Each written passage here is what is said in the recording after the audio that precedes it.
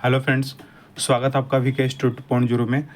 आज हम बात करने वाले हैं इंजीनियरिंग ड्राइंग के बारे में। पूरा हम क्वेश्चंस लेकर आए हैं, प्रीवियस ईयर क्वेश्चंस। ठीक है, तो देखिए, वीडियो स्टार्ट करने से पहले मैं ये बताना चाहता हूँ फ्रेंड्स कि अब व्यू तो आ रहे हैं, 1200-1300 व्यू आ रहे हैं, बट उतनी लाइक हो नहीं पा रहा है। ठीक है, और चैनल को आप लोग सब्सक्राइब भी नहीं कर रहे हैं। वीडियो देख रहे हैं और वीडियो देखने के बाद मतलब कि बोल रहे हैं सर PDF दे दो, और मैं अपना जो नोट्स है वो भी मैं आपको प्रोवाइड करवा दे रहा हूँ, बट आप लोग मुझे सपोर्ट नहीं कर रहे हैं। ठीक है, चलिए कोई नहीं, बट क्या करिए, जैसे वीडियो स्टार्ट करने से पहले आप चैनल को सब्सक्राइब कर दीजिए, फिर उसके बाद वीडियो सीन कर लीजिए, पूरा वीडियो को सीन कीजिए। ठीक है, क्लियर? तो कृपया सब्सक्राइब कीजिए भाई लोग, आप लोग सपोर्ट कीजिए और शेयर शेयर कर देंगे। आप पहले क्या करिए, वीडियो देखिए, वीडियो आपको पसंद आ जाए लाइक कर दीजिए, सब्सक्राइब कर दीजिए, फिर अपने दोस्तों के साथ शेयर करिए, ऐसे करिए। तभी देखिए, एक यूट्यूबर के लिए क्या चाहिए, एक यूट्यूबर के लिए ये चाहिए कि हम वीडियो बना रहे हैं और वीडियो बना करके हम आप लोगों को प्रोवाइड करवा रहे हैं, इसका मतलब लाइक आ रहा है, सब्सक्राइब आ रहा है, तो उसका मन लगेगा। भाई मन कैसे लगेगा उसका? वीडियो बनाएगा तो मन कैसे लगेगा भाई? कुछ तो रीज़न होना चाहिए, वीडियो किस लिए बना रहा है वो, है ना? तो भाई ध्यान रखें, प्लीज़ चैनल को सब्सक्राइब करें। ठीक है, चलिए पहला स्टार्ट करते हैं। कह रहा है A4 सीट की छोटी भुजा और A3 की सीट की लंबी भुजा का अनुपात क्या होता है? तो देखिए, A4 का जो साइज़ होता है 210 गुणे 297 mm होता है, और A3 साइज़ होता है 297 गुणे 420 होता है। ठीक है, तो कह रहा है कि A4 सीट की छोटी भुजा, तो A4 सीट की छोटी भुजा 210 और A3 की जो बड़ी भुजा 420, इन दोनों का रेशियो क्या आ जाएगा? 1/2 आ जाएगा। 0 0 कैंसिल, 21 दूना 42 हो जाएगा, 1/2 आ जाएगा।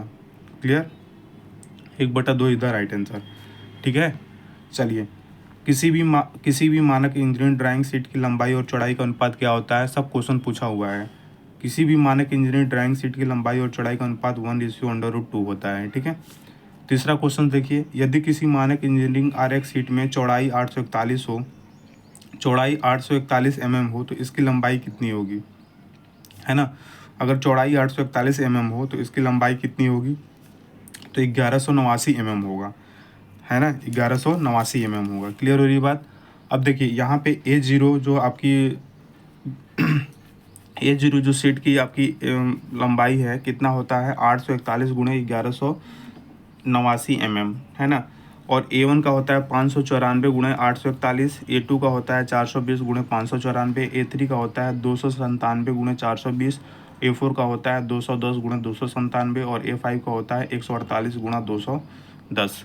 ठीक है, देखिए, छोटी सी एक हमारी ट्रिक समझ लीजिए इसको याद करने का। ठीक है, जैसे पहला वाला हमको याद करके रखना है 841 गुणा 1189। ठीक है, अब जब हम A1 की बात करेंगे, A1 की जब बात करेंगे, तो इस वाली जो वैल्यू, ये वाली जो वैल्यू है आपका 11, जो है 1189, है ना? क्या है? 1189, इसको आधा कीजिए तो 2 से भाग करेंगे देंगे तो 2 5 10 हो जाएगा। 2 से भाग, 2 5 10, 2 9 18 और 2 चौको 8, जो पॉइंट में जाएगा उसको छोड़ देंगे, इंटू 841 को यहाँ लिख लेंगे 841। फिर A2 लेंगे तो अब क्या करेंगे? इसका आधा करेंगे, तो आधा करिए तो 2 चौको 8, 2 दूना 4 और ये 0, है ना? फिर 594 को यहाँ लिख लीजिए। ठीक है, ये A2 की वैल्यू होगी। अब A3 की वैल्यू निकालेंगे, फिर इसका आधा कीजिए, 2 दूना 4, 2 9 18, 2 7 14, इंटू 420 को ऐसे लिख लीजिए। समझ बात आ रही है कैसे कर रहा हूँ? फिर A4 निकाल लीजिए। A4 कैसे निकालेंगे? इसका आधा कर लीजिए 210 और इसका कर लेंगे 297, यहाँ आ जाएगा। क्लियर हो रही बात? फिर अगर A5 हमको निकालना है तो इसका आधा कीजिए, 2 1 कम 2, 2 चौको 8, 2 8 16, इंटू 210। समझ बताई? समझ में आ गया कैसे हुआ ये? तो इसको रटने की ज़रूरत नहीं है, जैसे हमने बोला है कि इसको आधा कीजिए ये आ जाएगा, इसको आधा कीजिए ये आ जाएगा, और इसको ऐसे ऐसे लिखते चले हैं। और इसको आधा कीजिए ये आ जाएगा, इसको लिख दिया, इसको आधा किया ये लिख दिया, ये कर दिया, ये लिख दिया, इसको आधा किया, इसको ऐसे एज इट इज लिख दिया। ठीक है, तो समझ बात आई? तीसरा क्वेश्चन समझ में आया? समझ में आया ना?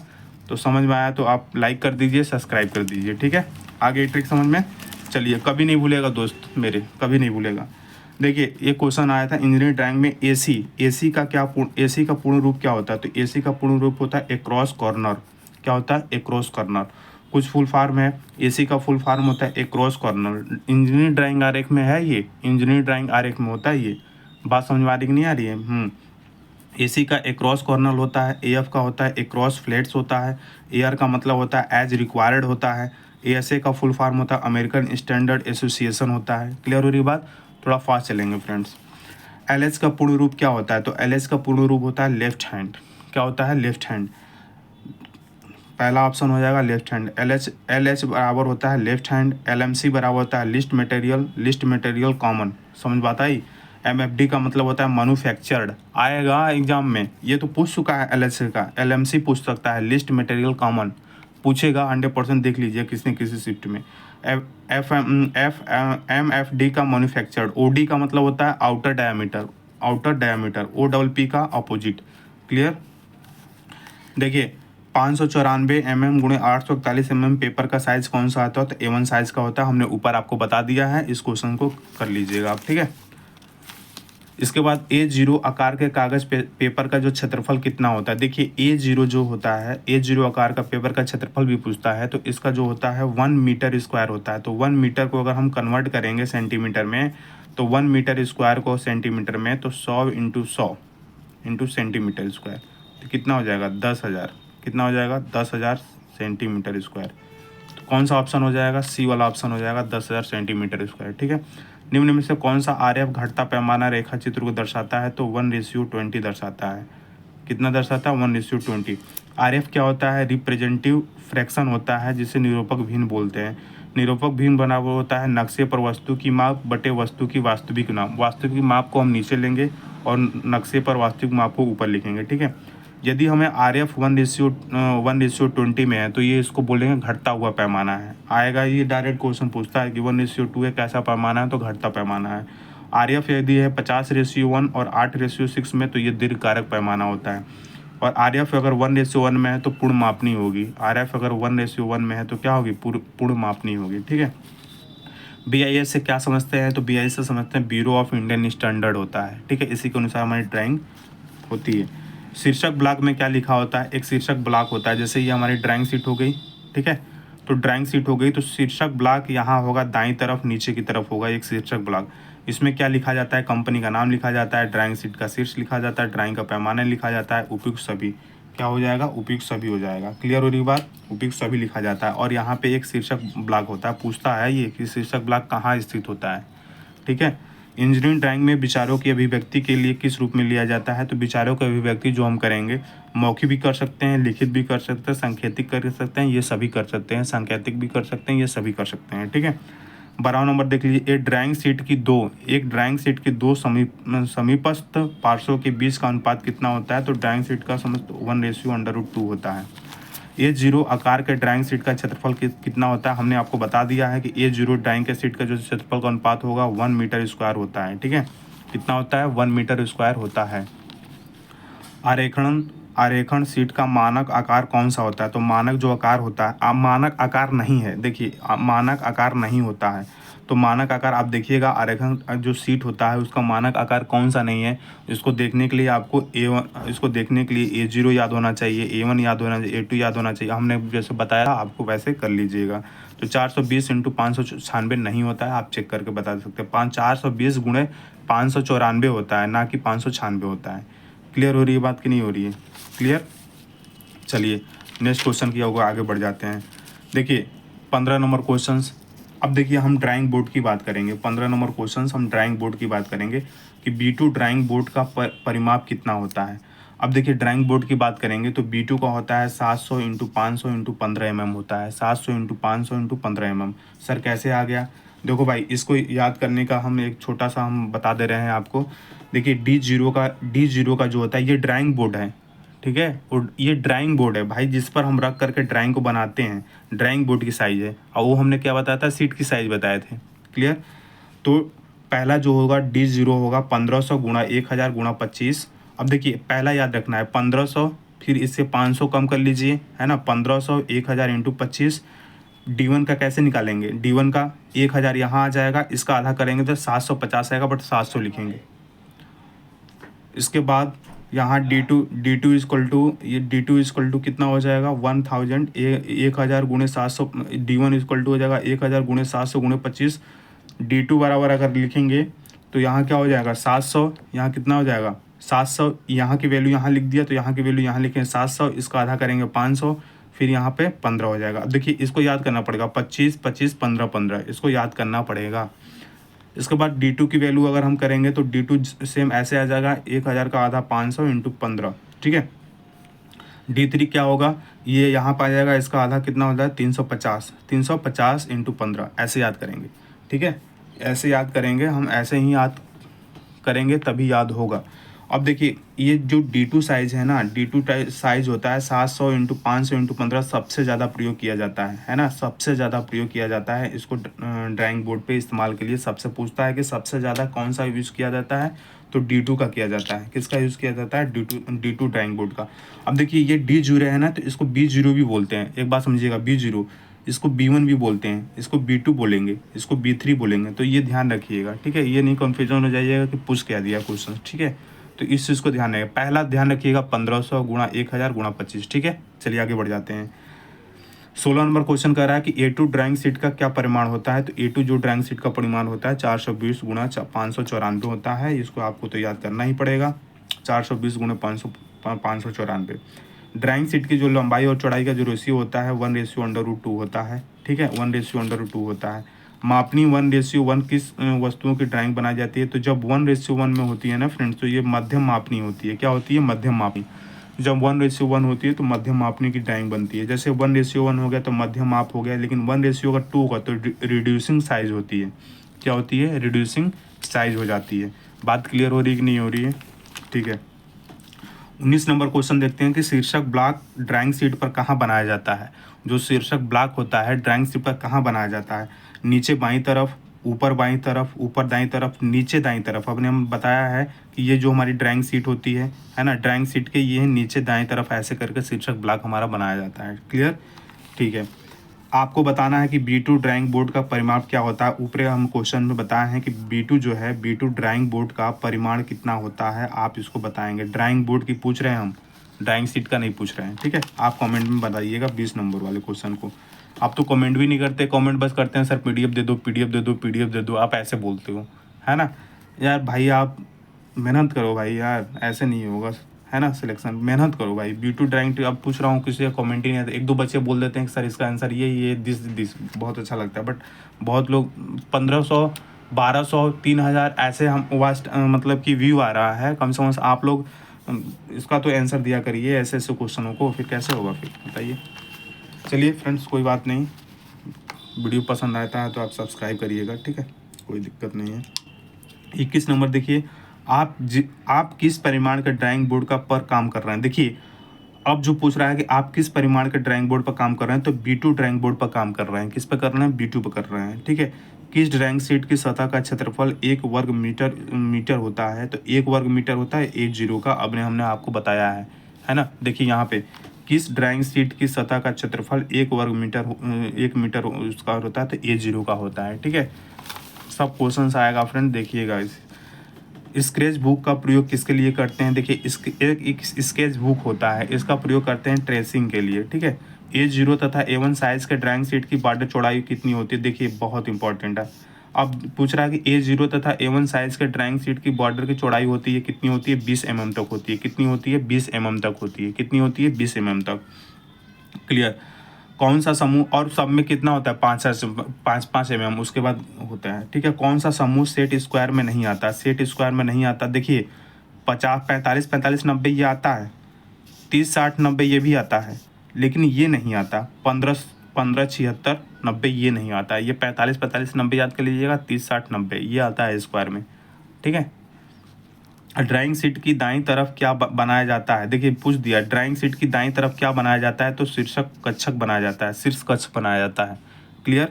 निम्न में से मुलायम ग्रेड की पेंसिल कौन सी होती है। तो सबसे 2BH का मार दीजिएगा, 2BH का सबसे मुलायम ग्रेड की पेंसिल होती है। मिनी ड्राफ्टर के दोनों भुजाओं के कोण किस पर जुड़े होते हैं। देखिए मिनी ड्राफ्टर की दोनों भुजाओं को जो कोण जुड़े होते हैं, ये किस पर जुड़े होते हैं बताइए। जो मिनी ड्राफ्टर जो होते हैं, मिनी ड्राफ्टर भाई, मिनी ड्राफ्टर के दोनों भुजाओं का कोण किस पर जुड़े होते हैं, 90 डिग्री पर जुड़े होते हैं भाई, इसको ध्यान में रखिएगा, है ना। प्रोटेक्टर का प्रयोग नापने के लिए क्या करते हैं, डिग्री के कोण मापने के लिए करते हैं प्रोटेक्टर का प्रयोग, ठीक है। निम्न में से किस पेपर पर बनी ड्राइंग ब्लूप्रिंट कही जाती है। देखिए, निम्न में से किस पेपर पर बनी ड्राइंग ब्लूप्रिंट करी जाती है, तो अमोनिया पेपर पर ये क्वेश्चंस आया हुआ है। ये क्वेश्चंस आया हुआ है कि निम्न में से किस पेपर पर बनी ड्राइंग ब्लूप्रिंट कही जाती है, तो अमोनिया पेपर पर कही जाती है। क्लियर हुआ बात। चलिए, अब दूसरा जो ड्राइंग शीट में हमारा दूसरा है प्रतीकात्मक निरूपण, जिसको हम सिंबॉलिक रिप्रेजेंटेशन भी बोलते हैं, है ना। अब इसके बारे में हम चर्चा करेंगे आगे। 31 नंबर वाले क्वेश्चन से हम चर्चा करने वाले हैं। चलिए, 31 नंबर वाले क्वेश्चन आगे यहाँ पे, ठीक है। अब देखिए, टॉपिक हमारा स्टार्ट हो गया नया। संकेतन 5.7 का क्या अर्थ होता है। संकेतन 5.7 का जो अर्थ होता है, इसका मतलब है कि दीवार की मोटाई 7 इकाई, व्यास 7 इकाई, भुजा की लंबाई 7 इकाई या त्रिज्या 7 इकाई। तो जब भी ऐसा क्वेश्चन मिले हमेशा व्यास दिया होता है, तो 5.7 यानी पहले व्यास होगा फिर 7 इकाई होगी। क्लियर, ठीक है। एसआर का फुल फॉर्म क्या होता है, तो एसआर का फुल फॉर्म होता है स्फेरिकल रेडियस। ये आया हुआ है 2019 में, आप देख लीजिएगा। 2019 जब सीबीटी हुआ था ना, ये आया था 2019 में, ये यहाँ, है ना। तो देख लीजिएगा क्वेश्चन को। इसमें एसआर का फुल फॉर्म क्या होता है, तो स्फेरिकल रेडियस होता है, ठीक है। चूड़ी के ऊपरी भाग का नाम क्या है। अब देखिए, यहाँ समझाना पड़ेगा। चूड़ी के ऊपरी भाग का नाम क्या होता है, तो चूड़ी का ऊपरी भाग का जो नाम होता है वो क्रेस्ट होता है। आपको हम बता दें, 1 मिनट। देखिए, ये हमारी चूड़ी हमने बनाया हुआ है, डायग्राम चूड़ी बनाया हुआ है ना चूड़ी, ये चूड़ी बनाया हुआ है।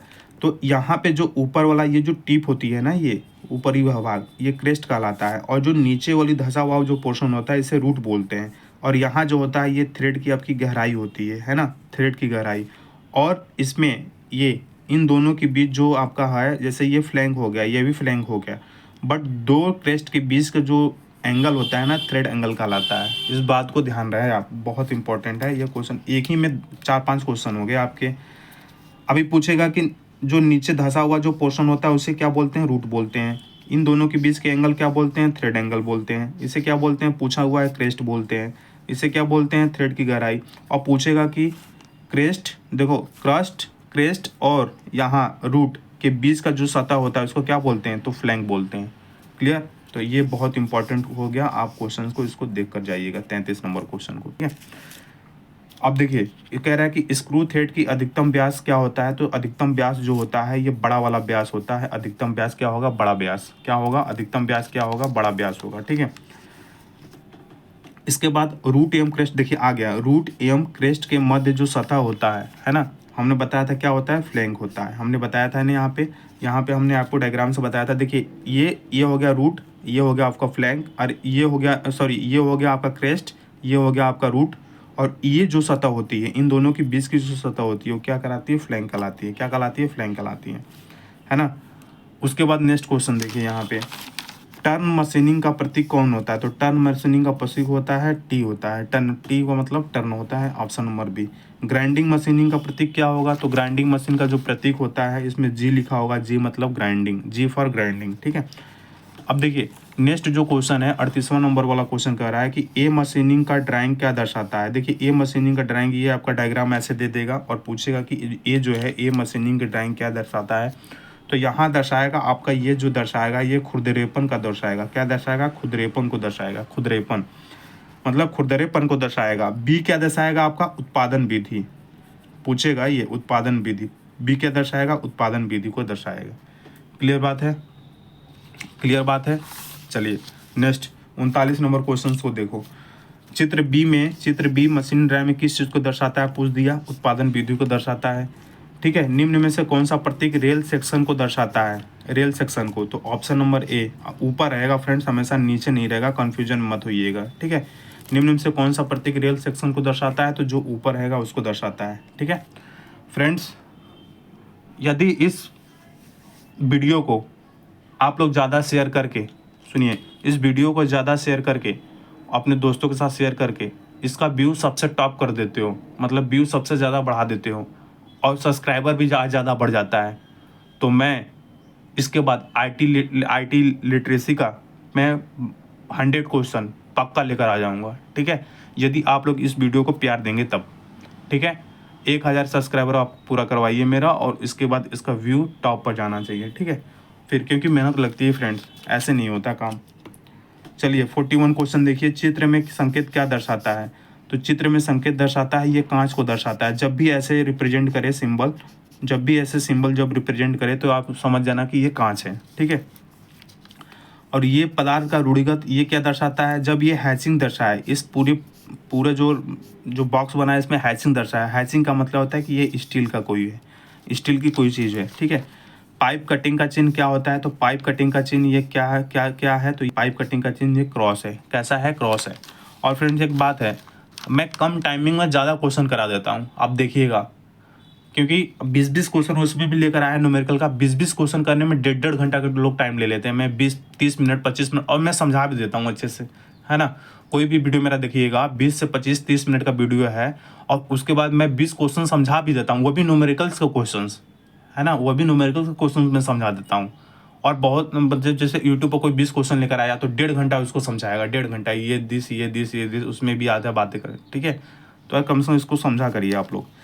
संकेत कौन सी पाइप फिटिंग है, तो कौन सी पाइप फिटिंग है, तो ये गेट वाल्व है। जब ऐसा सिंबल होगा तो गेट वाल्व हो जाएगा। और मैं बता रहा हूँ, और दूसरा जो सिंबल बनता है ऐसे, ये भी दोनों सेम लग रहा है बट यहाँ अंदर जीरो है, यानी ग्लोब जो होता है हमारा सर्कल टाइप होता है, तो ये ग्लोब वाल्व हो जाएगा। क्लियर, याद कर लीजिए इसको। एक एल्बो 45 डिग्री का स्क्रू जोड़ का प्रतीकात्मक संकेत क्या होता है, तो एक एल्बो जो होता है 45 डिग्री का जो स्क्रू जोड़ होता है, प्रतीकात्मक क्या होता है उसका, बताइए। तो बी वाला ऑप्शन हो जाएगा। देखिए बहुत ही माइनर इसमें डिफरेंट होता है, ये डबल है, ये डबल होता नहीं है 45 डिग्री में। ये हो गया आप सर्कल टाइप के, ये भी नहीं होगा, ये भी नहीं होगा, दोनों है, बी वाला ऑप्शन हो जाएगा आपका, ठीक है। चित्र में दर्शाए गए फिटिंग प्रतीक का नाम बताइए, तो ऐसे जब फिटिंग मिल जाए आपको एग्जाम में, ऐसे एकदम पैरेलल टाइप के, बैटरी टाइप के, जैसे बैटरी नहीं बनाते हैं, इसको बोलते हैं फ्लैंज जोड़। क्या बोलते हैं, फ्लैंज जोड़ बोलते हैं। कौन सा जोड़ बोलते हैं, फ्लैंज जोड़ बोलते हैं, ठीक है। कौन सा प्रतीक स्क्वायर बट बिल्ड का होता है ना, कौन सा प्रतीक स्क्वायर बिल्ड का होता है, तो ये जो पैरेलल लाइन होती है ना, जो पैरेलल लाइन होती है ये होता है आपका स्क्वायर बट बिल्ड का होता है। क्लियर हो रही है बात, क्लियर हो रही है बात कि नहीं हो रही है आपको, बिल्कुल क्लियर हो रही है ना। अच्छा लग रहा है सेशन, अच्छा लग रहा है आप लोग को, दबा कर सब्सक्राइब कीजिए आप लोग, ठीक है। 49 नंबर क्वेश्चन लेकर आ गया मैं, ठीक है। 49 नंबर क्वेश्चन, 48 हो गया, 49। दिए गए चिन्ह का क्या प्रतीक होता है, देखिए यहाँ हम बता रहे हैं कि एक सर्कल है, सर्कल के अंदर कैपिटल जी है और यहाँ से ऐसे दिया हुआ है, ऐसे करके ये सिंबल दिया हुआ है। इसका मतलब होता है कि एसी जनरेटर है। भाई एसी जनरेटर हम कैसे मानेंगे, एसी जनरेटर इसलिए मानेंगे क्योंकि एसी जो हमारा काम करता है, जैसे ये हमारा हो गया तो प्लस, पॉजिटिव से निगेटिव, पॉजिटिव से निगेटिव, पॉजिटिव से निगेटिव, पॉजिटिव से निगेटिव, ऐसा वर्क करता है कि नहीं करता है। तो इसका मतलब हमारा अल्टरनेटिव करंट है और ये जनरेटर है। क्लियर, क्लियर बात, बिल्कुल। 50 नंबर क्वेश्चन देख लीजिए, 50 पूरा हो गया आपका। दिष्ट विद्युत धारा जनित्र के साधारण प्रतीक को पहचानो। दिष्ट विद्युत धारा जनित्र को साधारण प्रतीक को अगर पहचानेंगे आप, दिष्ट धारा मतलब डीसी जनरेटर, डीसी जनरेटर। तो डीसी की लाइन कैसे चलती है, एकदम स्ट्रेट लाइन में चलती है। ये आपका एक्सिस हो गया, ये एकदम स्ट्रेट लाइन में चलती है ना स्ट्रेट लाइन में, तो स्ट्रेट लाइन होगा, ऊपर जी बना होगा, तो आप पहचान जाएंगे, नहीं पहचान जाएंगे दिष्ट विद्युत धारा कैसी होती है। क्लियर, समझ बता रही है। अब आते हैं रेखाएं। अब नेक्स्ट जो हमारा चैप्टर है वो रेखाएं, 2 चैप्टर खत्म हो गया। नेक्स्ट जो चैप्टर है हमारे रेखाएं से भी क्वेश्चन आया था, ठीक है। वृत्त एक उभयनिष्ठ केंद्र के आसपास स्थित छिद्रों के केंद्रों युक्त ड्राइंग पर खींची गई वृत्ताकार केंद्र रेखा क्या होती है, तो वो बोल्ट कहलाता है। क्या कहलाता है, बोल्ट रेखा कहलाती है, बोल्ट रेखा। केंद्रक रेखा के रूप में कौन सी रेखा प्रयोग की जाती है, तो केंद्रक रेखा में ऑप्शन नंबर ये हो जाएगा, पहले ऐसे लाइनिंग फिर डॉट, फिर ऐसे लाइनिंग फिर डॉट, फिर ऐसे लाइनिंग फिर डॉट, फिर ऐसे लाइनिंग डॉट, फिर ऐसे लाइन डॉट, फिर ऐसे लाइनिंग। इसके लिए तीर के निशान की लंबाई और ऊंचाई का अनुपात क्या होता है, तो तीर के निशान की लंबाई और ऊंचाई का अनुपात होता है 3:1 का अनुपात और होता है, ठीक है। तीर के निशान की लंबाई तथा ऊंचाई का अनुपात होता है 3:1 होता है, ठीक है। तीर निशान के शीर्ष की लंबाई होती है, तो शीर्ष की लंबाई होती है मोटाई से 3 गुना। इसको याद रखिएगा, याद ही करना है। तीर निशान के शीर्ष की जो लंबाई होती है वो मोटाई के 3 गुना होता है। पतली रेखाएं कौन सी रेखाएं होती हैं, तो पतली रेखाएं, लीडर रेखा भी पतली होती है, विस्तार रेखा भी पतली होती है, आयाम रेखा भी पतली होती है। उपयुक्त सभी आंसर इसका हो जाएगा। क्लियर, ठीक है। क्षैतिज तल पर खड़ा व्यक्ति क्षैतिज तल से रेखा बनाता है। देखिए क्षैतिज तल पर अगर कोई व्यक्ति खड़ा है तो क्षैतिज तल से जो रेखा बनाएगा वो लंबवत रेखा बनाएगा, इसको ध्यान में रखिएगा। जैसे कोई क्षैतिज तल पर एक व्यक्ति खड़ा हुआ है यहाँ पे, ठीक है, तो वो परपेंडिकुलर हो जाएगा, है ना, परपेंडिकुलर हो जाएगा। क्लियर, समझ बता रही है, ठीक है। 57 नंबर देख लीजिए, निम्न में से किस विकल्प से लीडर रेखा, देखिए लीडर रेखा का प्रदर्शन कर रही है, तो लीडर रेखा का प्रदर्शन करेगी, ठीक है। तो कौन सा सही हो जाएगा, तो आपका हो जाएगा डी वाला ऑप्शन। ऐसे जब बनेगा, ऐसे सिंबल जब बनेगा, ये आपका लीडर रेखा है। ये भी गलत, ये भी गलत, ये भी गलत। क्लियर।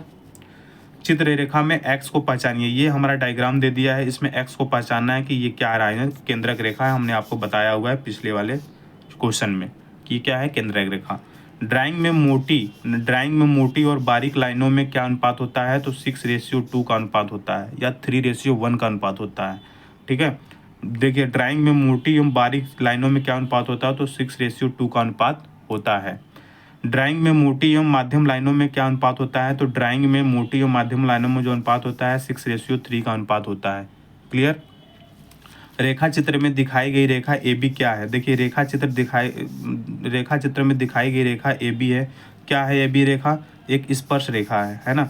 ये सर्कल हो गया, सर्कल से एक लाइनिंग ऐसे ड्रॉ हो रही है तो स्पर्श रेखा हो जाएगा। क्लियर। इसके बाद देखिए अब आते हैं जियोमेट्री फिगर के बारे में कि जियोमेट्री फिगर्स क्या होते हैं, ठीक है। किसी सामान्य द्वादश फलक में 12 समरूप फलक होते हैं, किसमें होते हैं, पंचभुजीय, है ना। किसी कोई सामान्य जो है द्वादश फलक में, अगर द्वादश फलक का मतलब होता है 12 फलक में, मतलब 12 समरूप फलक में कैसे होगा, वो पंचभुजीय बनेगा उसका।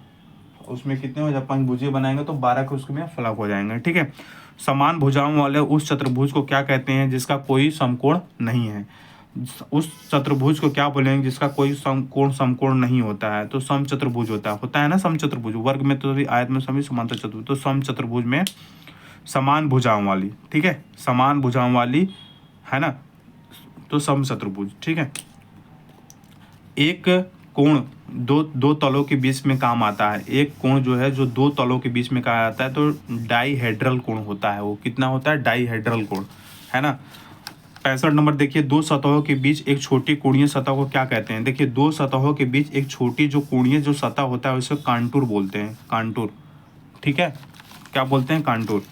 देखिए बिंदु -2 -6 पर वाई एच पर क्या परावर्तन होगा, तो वाई एच पर जो आपका परावर्तन होगा, है ना, वाई एच पर जो परावर्तन होगा, तो जब भी ऐसे क्वेश्चन पूछे तो वाई एच पर जो परावर्तन होगा, तो वाई एच पर जो होगा तो वाई पर चेंज नहीं होगा लेकिन एक्स पर चेंज होगा। ये बात को ध्यान रखिए, अगर एक्स एच पर करता तो एक्स पर चेंज नहीं होता, वाई पर चेंज होता। जैसे पॉजिटिव से निगेटिव, पॉजिटिव से निगेटिव, निगेटिव से पॉजिटिव, ऐसे हो जाता। क्लियर। इस बात को ध्यान रहे, इंपॉर्टेंट क्वेश्चन है। वाई एच पर अगर परावर्तन पूछ रहा, वाई एच पर कोई परावर्तन नहीं होगा, आप इसको ध्यान में रखिएगा। एक सम षटभुजाकार प्रिज्म में कुल कितनी सतह होती हैं, तो एक सम षटभुजाकार प्रिज्म में कुल कितनी सतह होती है, तो 8 सतह होती हैं। कितनी सतह होती हैं, 8 सतह होती हैं, ठीक है। कितनी सतह होती हैं, तो 8 सतहें होती हैं। कितनी सतह होती हैं, तो 8 सतहें होती हैं, ठीक है। चलिए 68 नंबर देखिए क्वेश्चंस को। प्रिज्म के सभी ऊर्ध्वाधर फलक हमेशा होते हैं, जो प्रिज्म होता है उसके ऊर्ध्वाधर फलक हमेशा आयताकार होते हैं। इस बात को ध्यान रखिएगा, क्वेश्चन डायरेक्ट बनता है। एक त्रिभुजाकार प्रिज्म में कुल कितनी सतह होती हैं, है ना। एक देखिए ये क्वेश्चंस जो है आप इसको कमेंट में बताइए 69 में कि क्या होता है, एक त्रिभुजाकार प्रिज्म में कुल कितनी सतह होती हैं, फिर मैं आपको कमेंट में बताऊँगा, ठीक है। ये आपको होमवर्क में मैं दे दिया, ठीक है। एक वर्गाकार प्रिज्म में कुल, अब देखिए एक वर्गाकार प्रिज्म में कुल कितनी सतह होती हैं, तो 6 सतहें होती हैं। कितनी सतह होती हैं, तो 6 सतहें होती हैं। कितनी सतह होती हैं, एक वर्गाकार प्रिज्म में कुल कितनी सतहें होती हैं, तो 6 सतहें होती हैं। एक सम पंचभुजाकार प्रिज्म में कुल कितनी सतहें होती हैं, तो 7 होता है। कितनी सतहें होती हैं, तो 7 होता है। समझ बता रही है। छठभुजाकार प्रिज्म में पार्श्व सतह किस आकृति में होती हैं, तो छठभुजाकार में जो पार्श्व सतह होती है वो आयताकार स्थिति में होती हैं, आयताकार में आकृति में होती हैं। एक वृत्त में कितने डिग्री का कोण बनता है, तो 360 डिग्री का कोण बनता है। ये आप लोग सभी जानते हैं कि एक कितने कोण बनता है, तो 360 डिग्री का कोण बनता है। क्लियर। चलिए देखिए किस सतह फिनिश को प्रतीक के द्वारा निर्दिष्ट किया जाता है, तो हमने बताया था आपको कि जो सतह जो फिनिश होती है किसके द्वारा, एक त्रिभुज शेप का बनाया जाता है, तो इसको त्रिकोण शेप का हम क्या करते हैं, निर्दिष्ट किया जाता है। क्लियर। ड्राइंग में गोले की त्रिज्या, जो ड्राइंग में गोले की त्रिज्या को कैसे प्रदर्शित करते हैं, तो पहले स्पेयर होगा फिर आर होगा, पहले एस लिखेंगे फिर आर लिखेंगे। अगर ड्राइंग में गोले की त्रिज्या को अगर हम प्रदर्शित करना चाहते हैं तो कैसे प्रदर्शित करेंगे? तो पहले स्पेयर फिर रेडियस। रेडियस लिखने के लिए सही विधि कौन सी होती है? देखिए आगे क्वेश्चन, रेडियस लिखने की सही विधि होती है, पहले लिखेंगे रेडियस, ठीक है, फिर कितना है उसको लिखेंगे, पहले रेडियस होगा, है ना। देखिए इसमें 40 आर दिया, ये गलत हो जाएगा, 40 स्मॉल आर ये गलत हो जाएगा, आर बराबर 40 ये गलत हो जाएगा, लेकिन आर 14 यानी पहले रेडियस फिर 40, कितने का रेडियस है? 40 का, 40 mm हो जाएगा। बात समझ में आई? चलिए 77 नंबर क्वेश्चन को हम देखते हैं, ठीक है। 77 नंबर क्वेश्चन हमारा क्या कहता है, किसी गोले की व्यास को दर्शाने के लिए कौन सी विधि सही होती है? अगर कोई गोला है उसे दर्शाने के लिए कौन सी विधि आपकी सही होगी? बताइए कौन सी विधि सही होगी? तो गोले को दर्शाने के लिए पहले आप स्पेयर लिखेंगे, और हमने क्वेश्चन में फर्स्ट वाले क्वेश्चन बताया था, पहले स्पेयर लिखेंगे, उसके बाद आपका डायमेंशन व्यास होगा, फिर उसके बाद जितना इकाई होगा उतना होगा। समझ बात आ रही है? तो पहले एस फिर 5 फिर 60। समझ बता रही है कि नहीं आ रही है? हाँ, तो ये क्वेश्चंस हो जाएंगे। क्लियर हो रहा बात? एरो लगाने का सही तरीका क्या होता है? बताएं, एरो लगाने का सही तरीका क्या है? एरो लगाने का सही तरीका क्या होता है? एरो लगाने का सही तरीका क्या होता है, ये बताएं क्वेश्चन। एरो लगाने का सही तरीका क्या है? देखिए एरो ये लगेगा, ये पूरा गलत हो जाएगा क्योंकि लाइनिंग को टच नहीं कर रहा है, ये भी गलत हो जाएगा, लाइनिंग से बाहर जा रहा है, नन का मतलब कोई होगा ही नहीं। तो बी वाला ऑप्शन, ये पूरा ये जो होता है एरो लगाने का सही तरीका होता है। इस चीज़ को आप लोग ध्यान में रखिएगा, इस चीज़ को क्या करिएगा आप लोग ध्यान में रखिएगा। क्लियर हो रही है बात? चलिए, अक्षरों को प्रायः किस नाम से संबोधित किया जाता है? तो अपर केस भी किया जाता है और लोअर केस में भी किया जाता है, दोनों केस में किया जाता है। अक्षरों को किस में किया जाता है? दोनों केस में किया जाता है, ठीक है। लोअर केस के अक्षरों की ऊंचाई कितनी होती है? तो लोअर केस के अक्षरों की जो ऊंचाई होती है कितनी होती है? बताएं। लोअर केस के अक्षरों की ऊंचाई होती है 2.5 mm, 2.5 mm से 14 mm के बीच होती है, ठीक है। 2.5 mm से 14 mm के बीच होती है। क्लियर हुई बात? कितना? 2.5 से 14 mm के बीच होती है। क्लियर? चलिए, कितना होता है? 2.5 mm से 14 mm के बीच आपका होता है। क्लियर होगी बात? चलिए, इसके बाद आते हैं हम प्रक्षेप या दृश्य आते हैं। प्रक्षेप या दृश्य, projection and view, projection and view. देखिए, दी गई किसी वस्तु की ऑक्सिलरी व्यू की अधिकतम संख्या कितनी होती है? तो अनंत होती है, ये ध्यान में रखिएगा। कोई भी वस्तु है उसकी ऑक्सिलरी व्यू जो होगी अधिकतम होगा, अनंत होगा। किसी वस्तु का आकार एवं परिमाण बताने के लिए न्यूनतम कितने दृश्य बनाने पड़ते हैं? तो न्यूनतम कितने दृश्य बनाने पड़ेंगे? बताइए। न्यूनतम 2 दृश्य बनाने पड़ेंगे, एक टॉप और एक फ्रंट, है ना। पहला टॉप हो जाएगा, दूसरा फ्रंट हो जाएगा। समझ बात आ रही है? किसी वस्तु का आकार एवं परिमाण बताने के लिए 2 का हम प्रयोग करेंगे, टॉप और फ्रंट का। सममितीय दृश्य क्या होता है? ये 3D में होता है। डायरेक्ट पूछता है सममितीय दृश्य है 3D। क्षैतिज यानी हॉरिजॉन्टल प्लेन, ऊर्ध्वाधर यानी वर्टिकल प्लेन आपस में जिस रेखा पर काटते हैं उसे संदर्भ रेखा बोलते हैं। क्या बोलते हैं? संदर्भ रेखा। क्वेश्चन डायरेक्ट बनता है फ्रेंड ये कि हॉरिजॉन्टल प्लेन तथा वर्टिकल प्लेन आपस में जिस बिंदु पर काटते हैं उसे रेफरेंस वो करते हैं, रेफरेंस लाइन कहते हैं, है ना। यदि बेलन का आधार भूमि पर रखा है, देखिए बेलन का आधार अगर भूमि पर रखा हो तो ऊर्ध्वाधर तल VP में प्राप्त बेलन का क्या होगा? तो ऊर्ध्वाधर प्राप्त बेलन एक आयत होगा, ठीक है। कैसे आयत होगा? देखिए यहाँ पे अगर हम यहाँ पे जो हम डायग्राम वो कर दिए, ये VP हो गया हमारा, है ना। VP अगर यहाँ पे हमने एक बेलन बना दिया, बात को समझिए, बेलन बना दिया, तो इसका जब प्रक्षेप लेंगे ना हम HP में, है ना, तो ये हमारा आयत शेप का बनेगा। ये हमारा क्या बनेगा? आयत शेप का बनेगा, ठीक है। 85 नंबर क्वेश्चन क्या बनेगा हमारा? आयत शेप का हमारा बनेगा। क्लियर? चलिए 86 नंबर देखिए यहाँ क्वेश्चन को। 86 नंबर, यदि कोई बिंदु भूमि रेखा GL पर स्थित है तो GL पर सदैव उसका क्या बनता है? एलिवेशन बनता है। क्या बनता है? एलिवेशन बनता है। चित्रीय ड्राइंग अथवा चित्रीय प्रक्षेप क्या है? ये त्रिआमी होता है। चित्रीय ड्राइंग अथवा चित्रीय जो प्रक्षेप होता है ये त्रिआमी होता है। किसी वस्तु का आकार एवं परिमाण बताने के लिए न्यूनतम कितने दृश्य बनाने पड़ते हैं? बताया था ना, 2 दृश्य बनाने पड़ते हैं। सममितीय दृश्य किस मापनी द्वारा मापा जाता है? तो जो सममितीय जो दृश्य होता है जो 3D में होता है, 3D में जो होता है, इसमें कौन सा दृश्य मापनी होती है? वास्तविक मापनी होती है, ठीक है। संदर्भ प्रक्षेप में 36 से कितने डिग्री के कोण पर बनाया जाता है? तो 45 से 45 डिग्री कोण पर बनाया जाता है ना। तिर्यक प्रक्षेप में वस्तु का एक कोण क्या होता है? तो इसमें कुछ भी नहीं होता है, कोई कोण कुछ भी हो सकता है। इसमें ऑप्शन नंबर डी हो जाएगा, ना ही 30, ना ही 45, ना ही 60 होता है। ठीक है। वस्तु को ऊर्ध्वाधर यानी वर्टिकल प्लेन पर प्राप्त होने वाली प्रक्षेप को क्या कहते हैं? तो एलिवेशन कहते हैं, आप लोग जानते होंगे। वर्टिकल प्लेन और हॉरिजॉन्टल प्लेन अगर हो जाएगा तो प्लान बोलते हैं इसको। क्या बोलते हैं? प्लान बोलते हैं। इस चीज़ को ध्यान रहे। वर्टिकल प्लेन पर प्राप्त होगा तो एलिवेशन, हॉरिजॉन्टल प्लेन पर होगा तो प्लान। क्लियर।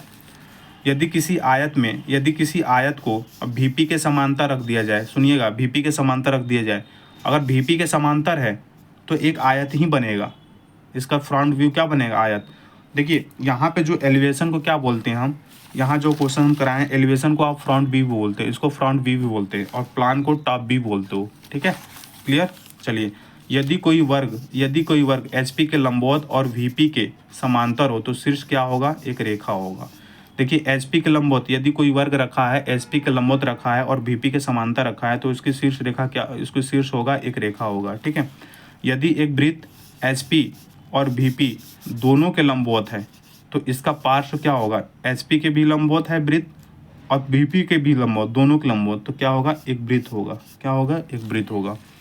कोई भी तल दोनों संदर्भ तल के नहीं हो, मतलब दोनों संदर्भ के तल में नहीं होगा तो वो समांतर होगा। जब किसी भी तल में नहीं होंगे तो कैसे होंगे? समांतर होंगे। किसी भी चतुर्थांश में बिंदु की अधिक से अधिक कितनी स्थितियां होती हैं? तो 4 स्थितियां होती हैं, मैक्सिमम 4 स्थितियां होती हैं। किसी भी चतुर्थांश में जो बिंदु की अधिक से अधिक स्थिति होगी तो 4 होगा। यदि कोई बिंदु ऊर्ध्वाधर तल में स्थित है तो उसका अनुविक्षेप क्या कहलाता है? ऊर्ध्वाधर स्थिति में होगा तो XY रेखा पर होगा, है ना, XY रेखा पर होगा। यदि किसी बिंदु का सम्मुख दृश्य XY, यदि किसी बिंदु का सम्मुख दृश्य XY रेखा पर हो तो उसका बिंदु किस तल में होगा? तो क्षैतिज तल में होगा। किस में होगा? क्षैतिज तल में। जब XY रेखा पर होगा तो क्षैतिज तल में होगा, ऑप्शन नंबर बी। GL और XY के बीच, देखिए GL और XY के बीच की दूरी कितनी होती है? तो ना ही 10 होता है, ना ही 20 होता है, ना ही 45 होता है। दूरी निर्धारित नहीं की जा सकती है, इसमें नन हो जाएगा। तो GL और ये रहा हमारा 100 क्वेश्चंस, है ना। GL और XY के बीच कितनी दूरी हो जाते हैं तो दूरी निर्धारित नहीं करते हैं। क्लियर होगी बात। तो ये रहा फ्रेंड्स 100 क्वेश्चंस। ठीक है, बहुत मेहनत लगता है फ्रेंड्स, पहले लिखना पड़ता है, उसके बाद प्रीवियस ईयर जितने क्वेश्चंस आए हैं पहले लिखना पड़ता है, फिर आपको वीडियो बना करके प्रोवाइड करना पड़ता है। ठीक है, बहुत मेहनत लगती है फ्रेंड्स। आप सब्सक्राइब करिए फ्रेंड्स, मेरे चैनल को व्यू बढ़ाइए। ठीक है, ओके फ्रेंड्स, थैंक यू। जय हिंद, जय भारत, बेस्ट ऑफ लक।